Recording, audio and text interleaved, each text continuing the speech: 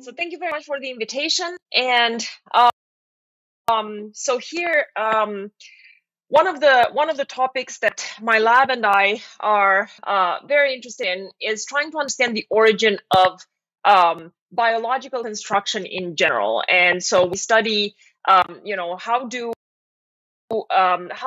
does hierarchical organization occur? How do you take units that are independent and smaller, and you put them together, you get something bigger, and that new bigger thing becomes its own sort of Darwinian entity. And so we think a lot about the origin of eusociality, but in parallel, we also think about the origin of multicellularity, and we try to do to have a comparative take on this hierarchical construction. And so one of the things that's, without argument, without a doubt, once such construction happens and is successful, it produces extraordinary beauty and complexity and whatnot. But all of these groups, they always start in the same place. They always start small, and they always have to face the same, very similar challenges. The individuals within these very small, very unimpressive initial groups have to figure out how to work together, how to coordinate, how to cooperate, however we want to call it. And these very small incipient groups have to outcompete an ancestor that has been around and made a living in that same environment for a long time. So we try to focus a lot our modeling and our investigation on these origins questions, not so much what they eventually end up doing and achieving, but rather how did they make it? Because making small groups of very similar individuals is very easy to do.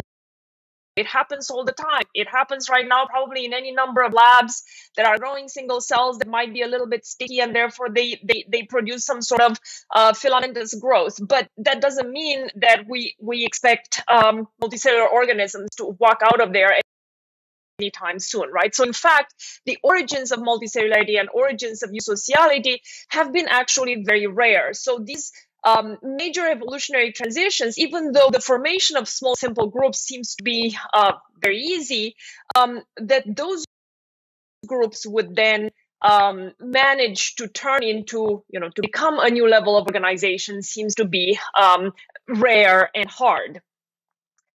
So I will focus the lecture today on the origin of eusociality. We have very similar and parallel ways to think about multicellularity, but here I can show you both modeling and and some data. And so I thought it might make for a more compelling, broader story. So when I say eusociality, I certainly usually have in mind ants, but you can also think of bees and wasps, and there are a few other taxa. But what makes a group eusocial, and the term eusocial is meant to imply some sort of perfect sociality, it's more than just social, is the fact that they aren't just groups of individuals, they are groups where you have overlapping generations, and there's some sort of division of, not just division of labor necessarily, but also division of reproduction. Some individuals get to reproduce and some individuals do not. So when we think about the origin of eusociality, and this is work that I started to do when I was a graduate student, we proposed, my collaborators and I, and this is work that I did together with Martin Novak and Ed Wilson, we proposed a very simple model to investigate this origin of eusociality and try to understand what might have happened then. And so we asked, if we have a mother that was able to make some daughters that stay at the nest and help, would that be favored by natural selection? And so this is a very, very simple, very schematic model, one that if you are actually in particular prefer to think about multicellularity instead of eusociality can be very easily adapted to work for that. But so basically we had in mind a solitary ancestor. The solitary ancestor would be some sort of wasp that is going around, is laying an egg here, is provisioning it with a little food, maybe it's sticking around for a little while, but eventually it moves on and it lays another egg, and then elsewhere another egg. So there is no social dynamic happening because there's no group forming. The mother just moves around and lays eggs. And we contrast that with a eusocial individual who, for various reasons, some mutation or sequence of mutations might have the ability to produce some daughters that might not leave the nest. Again, could happen for different reasons. Maybe they don't have developed wings. They might not actually be able to fly away, or so we can imagine that it might happen in a few different ways. But in any case, every time that this eusocial mother reproduces, her daughters have a probability Q to stay at the nest and a probability 1 minus Q to go away and start their own nest. But every time they start their new nest, they carry with them the initial mutation or sequence of mutations, and they also give rise to such new colonies that can grow by having a fraction Q of the daughter stay at the nest and a fraction 1 minus Q going away and seeding their own.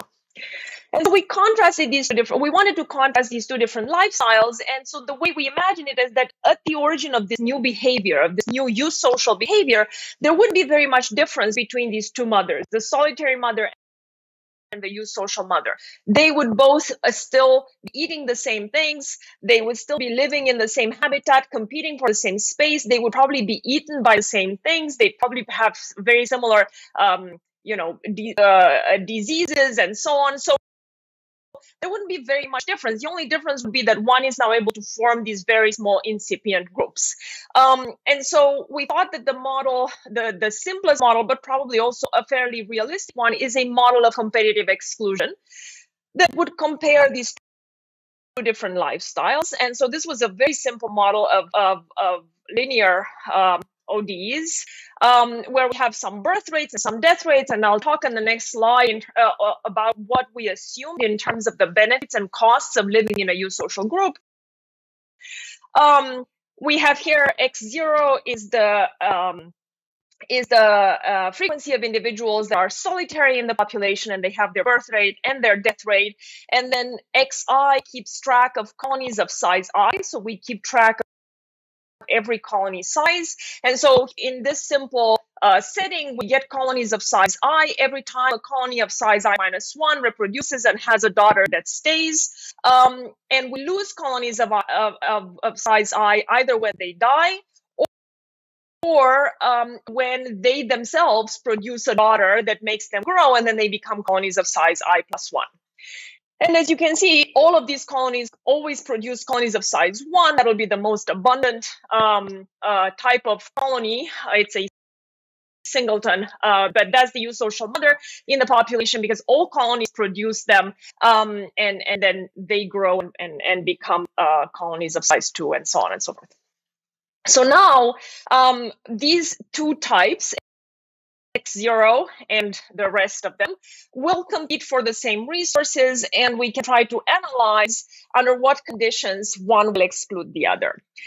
And so in order to compare these, we had to have some assumptions about the costs and benefits of eusociality. And those assumptions, at least in this very simple setting, we thought about them in terms of the reproductive rate and the expected lifetime of the eusocial mother.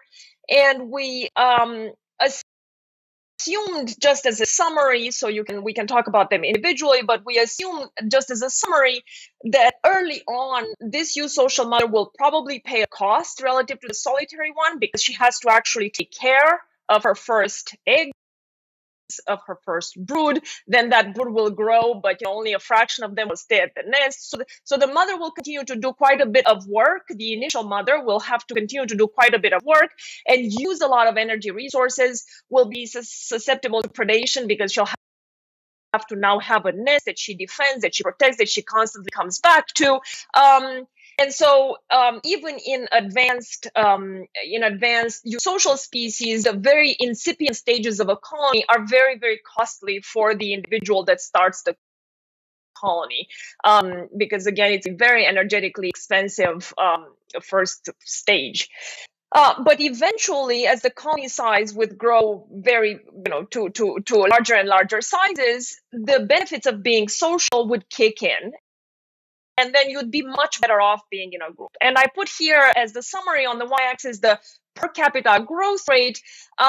because we can think of it as the queen that reproduces, only one individual that reproduces. So we can think about her reproduction as a function of group size, but we can also think about all of the individuals reproducing in these incipient groups to begin with, and the modeling would be no different. So I don't necessarily want to have to think that they are just a queen and then everyone else is infertile. We can be a little bit more flexible at these origins.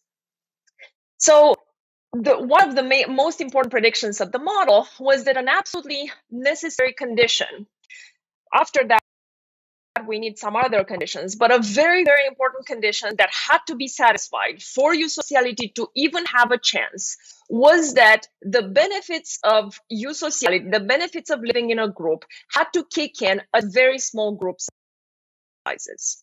Once you had that, you also had to have, there were still other things that had to be satisfied. For instance, you'd have to have just the right amount of daughters that stay at the nest, because if Q is too small, then your groups will take forever to grow and you'll take too long to accrue the benefits of being in a social group. If Q is too high, then you never get to actually reproduce the behavior. You never get to send seeds out there. You just grow this one giant colony that doesn't actually propagate the behavior. And if something happens to that colony, then the whole thing dies. But those were subsequent conditions. The most important one that had to be satisfied was that the benefits of eusociality had to kick in at very small group sizes. And I was particularly worried about this at the time because it seemed like a very strict condition. These are very small group sizes, meant that it had to be somewhere in the single digits of individuals, or around 10 individuals.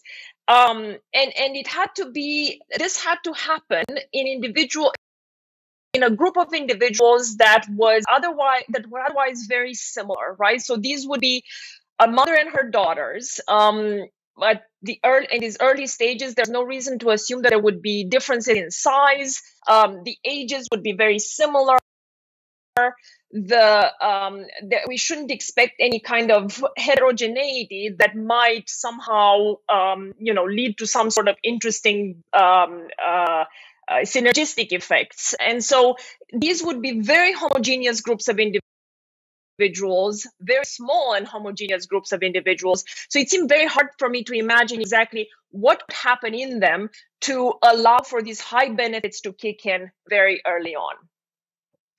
And so I also didn't know whether anyone would be able to test this at some point, but this was the result. And it took about 8 or so years for my friend and collaborator, Daniel Cronauer at Rockefeller University, to develop this amazing system of a primitively used social ant that can be reared in the lab and where this can actually be tested.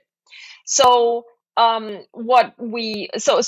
is I'll just talk for a second about the study system and why it's such an ideal study system. So this is a raider ant. The colonies in the field are very small. They range from a dozen to a couple hundred workers. So you can rear them in the lab and also not worry too much about any artifact of rearing them at very small group sizes, because they tend to live in small group sizes, or anyway smaller than most other ants that we know. They're queenless. So the colonies are entirely made of workers that reproduce asexually and synchronously. So the life cycle of this colony is that everyone is a queen in some sense, or everyone is a reproductive individual at one stage of the life cycle. They lay the eggs. When the larvae come out, then they all turn into workers that then care for the larvae cooperatively, and then and that continues. So the fact that they reproduce asexually is also just wonderful, because that means that Daniel and his students can make sure that when we form colonies of any kind of size, these are all genetically identical. They also reproduce synchronously. They come out in discrete age cohorts, which means that we always know which age they are. And so one can also make colonies that are genetically homogeneous and that they are demographically homogeneous in various ways. And finally, another very important feature is the colony behavior is entirely controlled by larvae, at least in this very simple system. So here in this photo, every one of these petri dishes will have a nest in it. They form their own nest. It's a very rudimentary kind of setup. And so their entire behavior is driven by the needs of the larvae. If the larvae are hungry, then they have to go out and forage. And so this allows them, when they set up the experiments, to be able to calibrate and standardize colony level task demand. You wouldn't want to have it so that in groups of larger sizes, you make groups that are bigger and bigger, workers have less work to do. So we would want to make sure, ideally, that the work is standardized, that a work in a colony of 16 individuals has just as much work to do as a colony as a worker in a colony of 8 individuals. So with all of this in mind, they were able to set up these beautiful experiments where we could increase colony size, and we could have one ant with one larva, we could have 2 ants with 2 larvae, and so on and so forth, and increase up to 16 individuals, and then see what happens to the colony growth, to the growth rate of these colonies of different sizes. Unsurprisingly, and as expected, 1 ant by herself does very poorly. 2 ants do a little bit better, and it gets better and better. And eventually, as we get to about 10 ants, and certainly as we get to 12 and 16, we plateau at 1. 1 is the maximum colony growth rate that can be achieved in this setup. This simply means that they have successfully reared all of their larvae, and they've turned them into adults. So this was really a sort of a theoretician's dream, and happening 10 years later, it was quite unexpected, because here we could actually see it. Colonies of very small size, around 8 individuals. We're already seeing this at around 8 individuals, 10 individuals. You basically are as good as it gets. You are maximizing. You are relative to you are maximizing the fitness, and you are very quickly doing much better than 1 individual, 2 individuals, 4 individuals. So very quickly you get to these high benefits of group living. But even more importantly than just seeing it was that now with these experiments, we could actually now dig deeper and see what was actually happening inside these groups. And what we saw was that what was driving this phenomenon, this increase in fitness, was a rudimentary division of labor that emerges when you have about 6 individuals, starts to take shape when you have around 6 individuals, but you don't see it at 4 individuals. And I refer to it as rudimentary because if we were to, if you think about the origin of group formation, we're not going to see dedicated soldiers and dedicated foragers and dedicated nurses. There's simply too much to be done around a colony for 6 or 8 individuals to be able to fully divide tasks. Everyone is going to do a little bit of everything. But what does become conserved over time is their, and therefore starts to look like division of labor, is their relative ranking on that continuum. So how forager-like someone looks versus how nurse-like someone else might look, right? So if I am more forager-like today than another member of the colony, even if tomorrow I might be doing a little bit less foraging, I might be doing a little bit less nursing, I will still, even tomorrow, look more forager-like than the other member of the colony. So it's a relative ranking on this continuum that becomes conserved once you get to about 6 individuals, and certainly looks quite striking as you get to 12 or 16.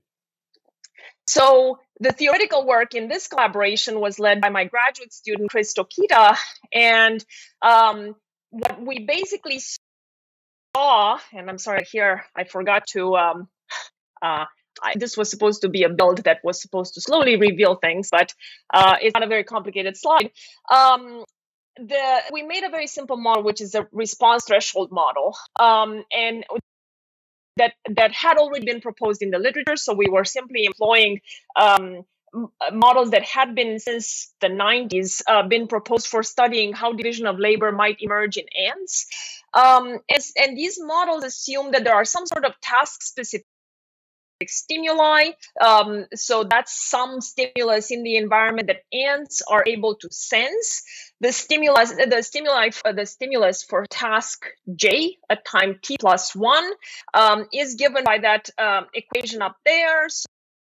So it depends on what it was before, and then in every unit of time you add a delta J. That's the task-specific increase in the stimulus, and then you subtract from it the work being done. So Xij, it tells me which individuals are active in the colony performing that task. It's going to be a 0 or a 1. So that tells me the fraction, the fraction there tells me a fraction of the individuals in the colony that are performing that particular task, because every time someone performs the task, it reduces the stimulus. The alpha is not terribly important in this particular context. It simply tells me how good they are at doing that task, so how efficiently they are performing the task. But we're kind of in this model taking that to be just a constant. And so these stimuli build up and they are being diminished as individuals perform tasks, and then they build up again if individuals are ignoring them for a while, and so on. And now we assume that individuals have thresholds. They're endowed with thresholds, a threshold theta ij, that is the threshold of individual I for task j, and that individuals look around and sense various stimuli, and depending on the stimulus magnitude relative to their own threshold, they will make a decision given by this probability Pij to start performing that task.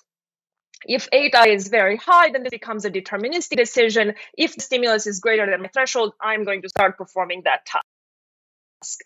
And so individuals go around, they sense stimuli based on their internal thresholds, they decide whether to start performing the stimuli, and then that reduces the level of the stimulus as more and more individuals start working on that particular, start doing that particular task, and therefore other individuals that might have higher thresholds for that particular stimulus are going to be less and less likely to even see that task even needed to be done at any point in time. These thresholds are fixed. We have taken the simplest version of the model to try to see whether it could replicate the data. This means that, so the fact that the thresholds are fixed means that there's no feedback on these thresholds. If an individual is performing, I'll just leave it at that. The most important takeaway is that this very simple model with fixed thresholds can recapitulate the data. And so this is on the right-hand side here, we have specialization measured as a function of group size, and in red we have the data, and in black the model, I think. Yes, in red the data, in black the model. And so for me, the most important takeaway in terms of thinking about these origins of behavior is that, or one of the most important takeaways is that this model actually does not require any social behavior. These are individuals that perceive their environment. This is the stimulus. Their own work impacts that environment, and they can then sense that the environment has changed, but they don't have to communicate with the other individuals and plan on what work needs to be done. They simply need to all read the same local cues that they have, for example, whether larvae are starving or not. And I think that this is the reason that this is such an important observation is that this basically says that these simple groups could behave like social groups without being social. They could be a collective without being necessarily a social group. They don't need to perform social communication. I send a cue to specifically stimulate something in this other individual. They were simply modifying a shared environment and sensing that shared environment. And that was sufficient to allow the spontaneous emergence of division of labor out of the abilities of these individuals to simply perform those tasks before they were part of a group, right? So all of these ants, the ants ancestral ant was able to forage, was able to nurse, was able to provide, care. But once you put them in a group and now they sense a shared environment and they respond to that shared environment, they are able to spontaneously self-organize at very small group sizes. So this means that basically social communication could actually come later. It wasn't necessary for these individuals to have the ability to plan with each other. Okay, so now how does this rudimentary division of labor actually boost fitness? Well, this was where the model, instead of post hoc kind of trying to explain what was happening, also made the prediction. And in this particular case, what the model predicted was that the fluctuation in the stimulus level is going to go down. There's going to be the tasks are not going to be neglected anymore. The stimuli are not going to fluctuate wildly anymore, and therefore there's going to be an increase in the homeostasis of the group as groups increase in size, and this division of labor becomes more and more well defined.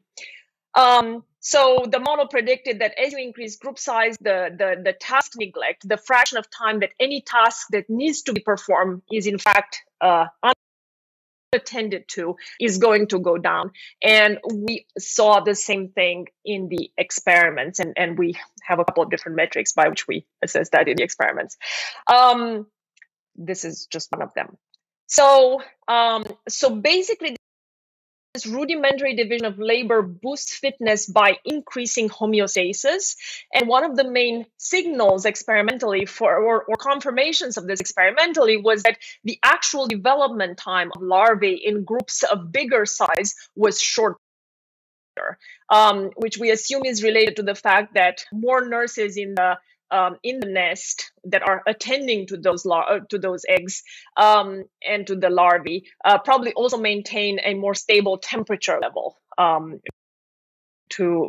we haven't pursued or tested that. Okay. Now the last bit that I want to talk about is theoretical. But starting from here, one of the things that Chris and I got really interested in was that, was to see how far this latent potential of this ancestor can take you in terms of the division of labor that you can achieve.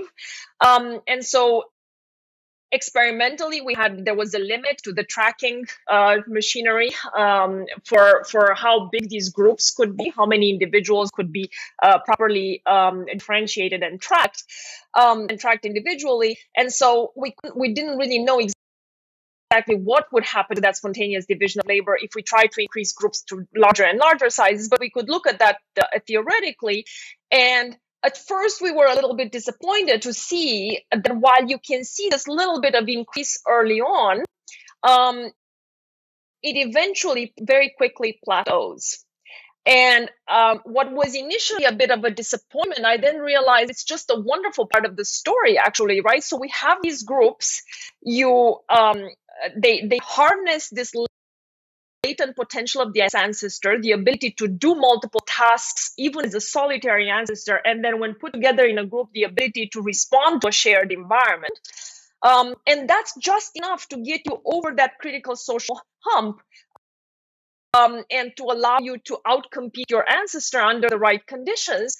But it's not enough to give you more than that in terms of social complexity. However, if you're there as a group and you persist as this little and very incipient collective for long periods of time, other things might happen, right? And one of the other things that might be happening is that you might start to be social. Like at some point, your response to you might start to actually respond to other individuals in the group, and if you see what tasks they are performing, that might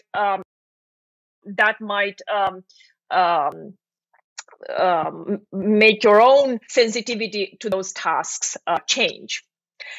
So we built in the feedback, a new mechanism that relies on the feedback between two things: the interaction bias. So we assume that as groups grow bigger, it can happen in a variety of ways, but it can certainly happen physically, simply because once groups grow bigger, ultimately some sort of even rudimentary architecture will have to emerge, whereby the larvae or the eggs and the nurses are going to be somewhere in a like deeper in the hole of this little nest, whereas the foragers that go out and bring in food are probably going to be closer to the entrance to this nest.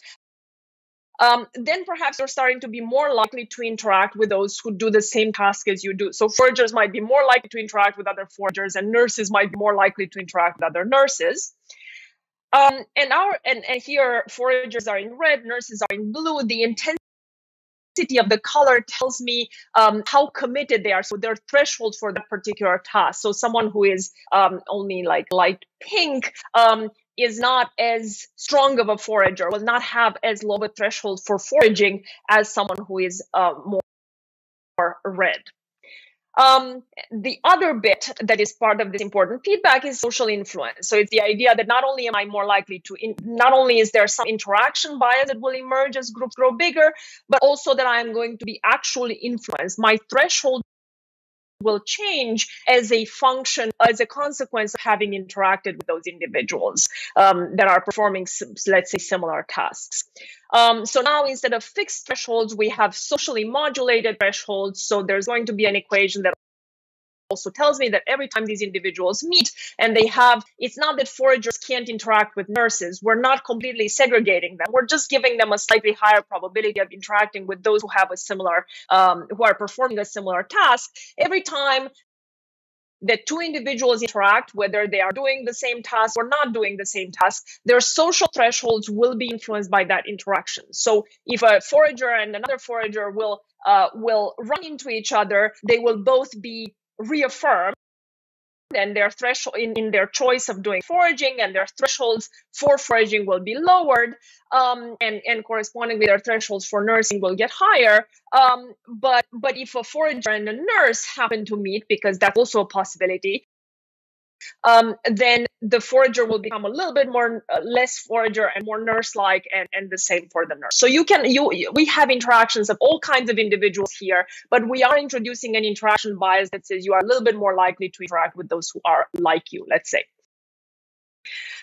And again, there's this social influence. Once we put this in there, we start to see a dramatic ability to spontaneously self-organize into higher and higher levels of division of labor. But I want to emphasize, and this is the gray curve here, I want to the dark gray curve, I want to emphasize that if we only had this mechanism, if we only had the mechanism of social influence and interaction bias, that wouldn't get us over the critical hump. At small group sizes, that doesn't do very much. It's only at bigger group sizes that it can amplify, and what you can see it if you want to see how it actually happens. As we increase group size, the bigger the group size, the more these mechanisms will be able to create this kind of segregation. So this story of what came first, I found it very interesting once we actually started to be able to work with these experimental and look in parallel theory and experiment. Just as a small aside, as we were writing this paper and we were getting very excited about the potential of social interaction bias and social influence to create, to increase the level of division of labor within a colony, we were looking into the literature to see where else these mechanisms might have been identified. And one place where they had been identified was in the political science literature and the sociology literature, where in about 2007, there had been a couple of papers written discussing exactly these two mechanisms as being responsible for the level of polarization that we now see, at least in the United States. These were focused on the United States. And so that was a bit of a surprise, because here we were writing this paper from the perspective of these mechanisms are so wonderful and so great. Look how much great stuff they are allowing to give us, and they had written the paper basically decrying these two same mechanisms, or the same mechanism, this feedback, for producing a high level of societal polarization. And so we got interested, though I'm not going to talk about that today, but I'm happy to take questions. And we did some work trying to connect these mechanisms and try to understand how the same mechanisms can have divergent consequences depending on, well, what you're trying to measure and what one wants from that social group. So interaction bias and social influence increase division of labor. As I showed earlier, you can look at the degree. So we can look at interaction bias beta. So beta is equal to 1. There's no interaction bias. Beta greater than 1. There is some interaction bias, and here there's an interaction bias to interact with those who are like you, so it's homophily. And then social influence epsilon is how important each such encounter is, how the magnitude of the effect on changing the threshold of individuals. And of course, one important thing that we see is that the higher the interaction bias, the more likely we are to see this division of labor. So dark blue here is very high levels of division of labor. But one thing that I want to highlight and that you actually need a certain critical threshold of interaction bias to be able to achieve that. But one thing that I wanted to highlight, because it surprised us, is that a very high level of higher social influence contributes to that up to a certain point, but eventually it actually makes things worse. So when epsilon gets to be bigger than 0.5 here, you start to see that we're losing the division of labor. And what we're in fact seeing there is conformity. The individuals are working so hard to conform with each other that in fact, nobody's really, they're just aligning themselves in terms of thresholds, but nobody's really doing the work that needs to get done. And I think of these as the Instagram ants that just post about how they feel about things, but they don't really do those things anymore. We can, of course, then take this and we can think about interaction bias that goes in the other direction, where you interact with those who are different from you in the colony. So maybe you have a way of having foragers interact more with nurses and so on. So you can explore the entire parameter space. And perhaps the one part I talked there, the upper right hand side, is the one I showed earlier. That's homophily with positive social influence.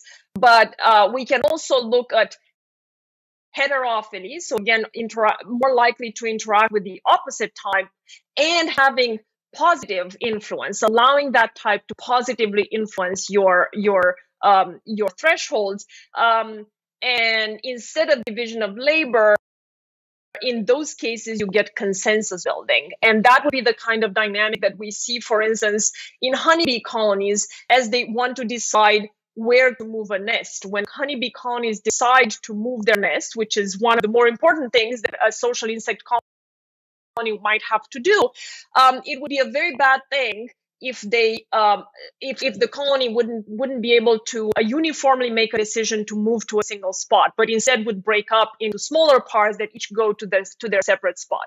However, they need to search pretty widely. So in order to be able to do that, they send scouts to multiple locations. And when those scouts come back, they try to convince everyone to go to the place that they found that they think is good. If more than one scout comes back with a good idea, then you are in danger of this fracturing of the colony. And the way the colonies of honeybees avoid that fracturing is that the scouts interact with each other. So this cross-inhibitory interaction until they wear each other out.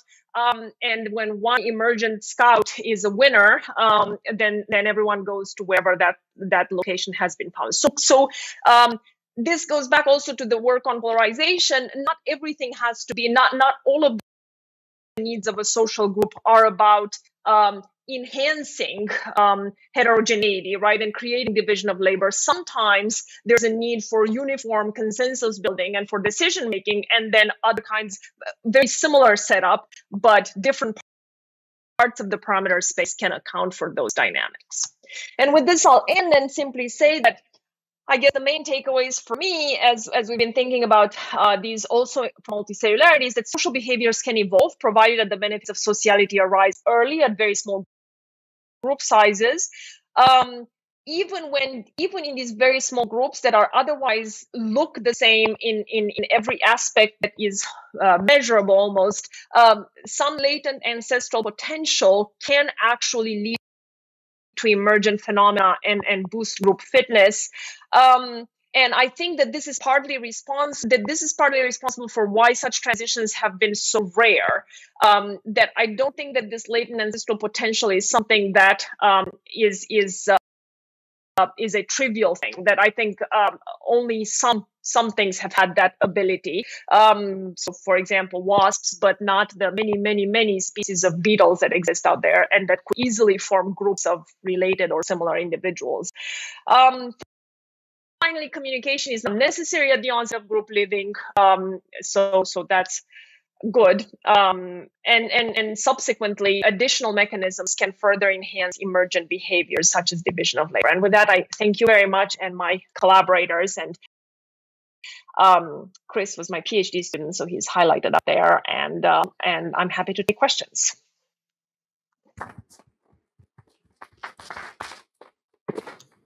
Thank you for this very interesting talk. I see we already have questions. Well, thanks very much. Amandine Weber speaking. So, if I understand well, you show that these behaviors can emerge, but not really that they can keep going, right? Because by the time communication, finer mechanisms like communication or division of labor arise, many cheaters can have come and like brought the situation back to what it was before, right? So do you have arguments to know how sustainable this is, this organization? Yeah, no, I think that's a really good question. I think, so we haven't actually put, I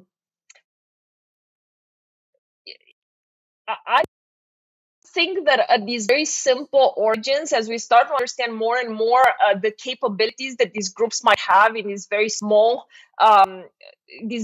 groups, I'm not entirely sure how simple it would be to even come up with the formulation for what a cheater would be.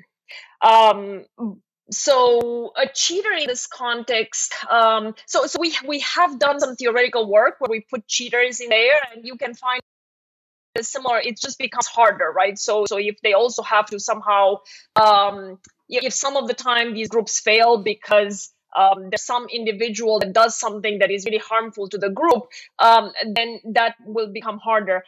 But I haven't thought. I think as I was first thinking about the origin of, I don't know, about social behaviors in general, we spent a lot of time thinking in the game theoretic mindset of we're going to put some free riders in there and we're going to pay no cost, but harness the benefits and so on. But all of that happened kind of a little bit in the absence of knowing more of the natural history of what I was actually modeling. The more I go into what these individuals actually do and who they are, and now they have some spontaneous self-organization, and now they might also do something else, and now they might influence each other in some way.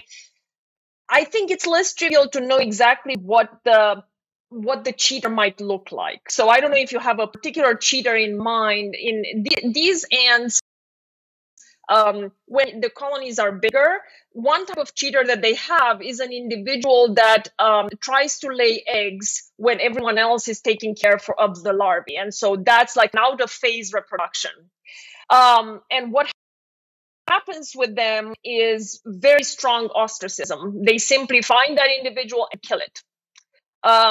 So I think I think your question is spot on, but this is now the right time for us to start thinking again, what kinds of cheaters might we imagine in these early groups, and what might be in the toolkit of these individuals to deal with those cheaters. We haven't done that yet. Okay, because I was thinking it might be the result of stochasticity. In a sense, it's very difficult. I mean, it may emerge a lot of times, but then go down again, disappear, and then by chance, a large deviation occurs, and then you can reach the second regime where you have communication. And because, like excluding cheaters mean that there is a cost.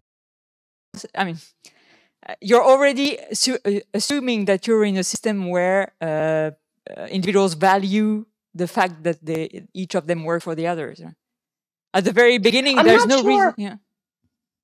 I'm not sure that I would say that we are really in a regime where I'm not sure that we're in a regime that they even know that the others exist. I think that they are simply, the way I kind of imagine it is that they are in the same, they happen to be in the same place, and they see that there is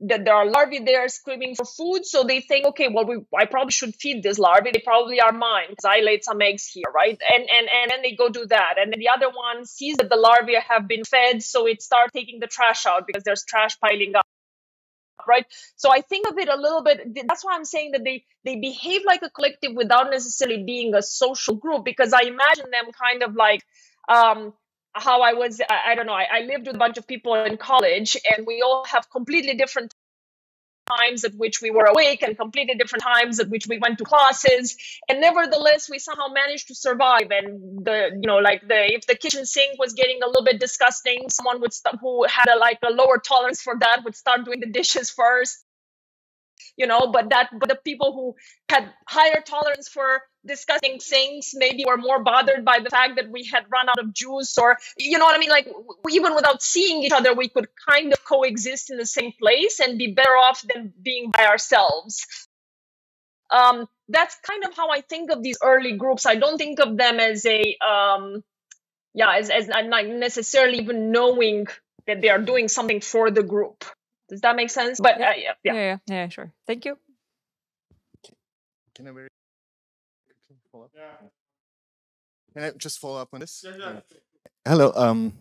So I was curious about the experiment. I'm not sure, maybe I didn't get it right, but my impression was that these are already eusocial ants, right? You call it the. Mm-hmm. So could you come up and, so this can tell you, I guess, very little about the actual evolution, the initial evolution of eusociality. You can dissect, and that's what you showed very nicely. How do you benefit from eusociality?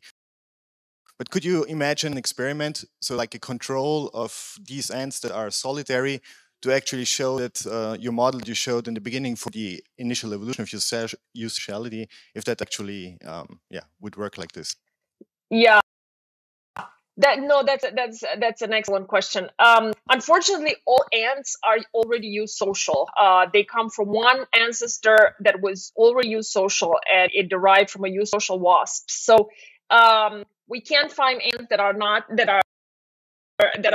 these are almost as primitive as it gets, because they don't have a queen yet. They don't have quite such a strong separation. They still live in very small colony sizes and so on. And this was the system that they were developing to be able to do all of this stuff in the lab and be able to manipulate the genetics and everything. But I completely agree with you. In some sense, we are working something that is already eusocial. So we can't really fully say that what we're seeing here is what might have happened, right? No matter how primitive these get. Right now, a very similar setup is being developed for bees that are fluidly eusocial. You can find the same species everywhere, depending on the location where you find them, and it depends a lot on altitude. They can be solitary all the way to eusocial. And my colleague here at Princeton, Sarah Coker, is trying to set up the same thing but with those bees, and that would be like the ideal setup, basically, where we can try to do something like this. What will happen there?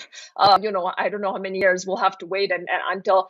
But it has been harder to establish. But it has been harder to establish the model organism there. But I'm hopeful. But yeah, I absolutely spot on. That's the dream. I do want to say that we are simultaneously probing this in multicellular organisms, where it's a little bit easier to find things that are very, very, very primitively multicellular, or where you can induce some form of multicellularity by making them sticky, and then trying to see, trying to probe the same things. That's partly why I like to do this comparative approach.